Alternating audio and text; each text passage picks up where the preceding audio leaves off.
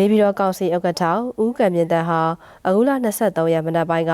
နေပြည်တော်ကောင်စီဝင်မြောက်တာဝန်ရှိသူများနဲ့အတူပြင်မနာမျိုးမြမစီးပွားရေးဘဏ်သို့တွားရောက်ပြီးပင်စင်လာစာလာရောက်ထွက်ယူကြတဲ့အငိမ့်စားနိုင်ငံဝန်ထမ်းများကိုဂရင်200ဆန်ပြည်သူ့စေယုံကြီးပြင်မနာမျိုးမောင်အထူးကူဆရာဝန်ကြီးများက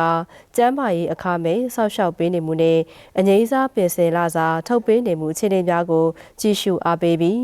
တာဝန်ရှိသူများကိုလိုအပ်တာများမှာကြားကအငိမ့်စားနိုင်ငံဝန်ထမ်းများကိုရင်းရင်းနှီးနှီးတွေ့ဆုံပြီးအားပေးစကားပြောကြားကောင်းအခြေခံစားတောက်ကုန်များပြရပါတယ်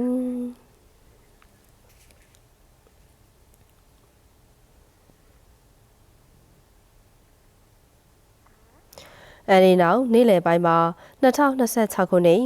နေပြည်တော်ကောင်စီဥက္ကဋ္ဌဖလားမြို့နယ်ပေါင်းစုံအသက်25နှစ်အောင်အမျိုးသားအမျိုးသမီးဗော်လီဘောပြိုင်ပွဲဖွင့်ပွဲခမ်းနားကိုနေပြည်တော်ဇဘူတီတီမြို့နယ်ရွှေကြပင်ရပ်ကွက်ရှိနေပြည်တော်အားကစားခန်းမမှာကျင်းပရောက်အခမ်းအနားသို့နေပြည်တော်ကောင်စီဥက္ကဋ္ဌဦးကံမြင့်တန်းနေပြည်တော်ကောင်စီအဖွဲ့ဝင်များနေပြည်တော်စီပင်တရားရေးကော်မတီမှတာဝန်ရှိသူများအားကစားနှင့်ကာယပညာဦးစီးဌာနမှတာဝန်ရှိသူများနေပြည်တော်အဆင့်ဌာနဆိုင်ရာများပြိုင်ပွဲဝင်အသင်းများမှအုပ်ချုပ်သူနည်းပြများနှင့်အားကစားသမားများတက်ရောက်ပါတယ်ပထမဦးဆုံးနေပြည်တော်ကောင်စီဥက္ကဋ္ဌကအမှာစကားပြောကြားပါတယ်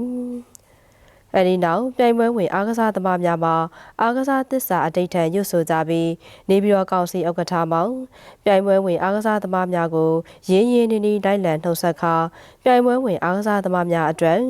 ရဲမှန်ဆောက်လုပ်ရေးကော်မတီမှအလှူငွေပေးအပ်ရောက်နေပြည်တော်ကောင်စီဥက္ကဋ္ဌကလက်ခံရယူပါတယ်အဲဒီနောက်နေပြည်တော်ကောင်စီဥက္ကဋ္ဌနှင့်တာဝန်ရှိသူများဟာအမျိုးသားဗော်လီဘောပွဲစဉ်အဖြစ်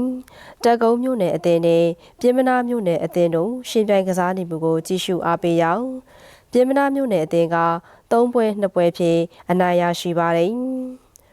အဆိုပေါင်း2026ခုနှစ်နေပြည်တော်ကောင်စီဥက္ကဋ္ဌဖလားမြို့နယ်ပေါင်းစုံအသက်25နှစ်အောက်အမျိုးသားအမျိုးသမီးဗော်လီဘောပြိုင်ပွဲမှာ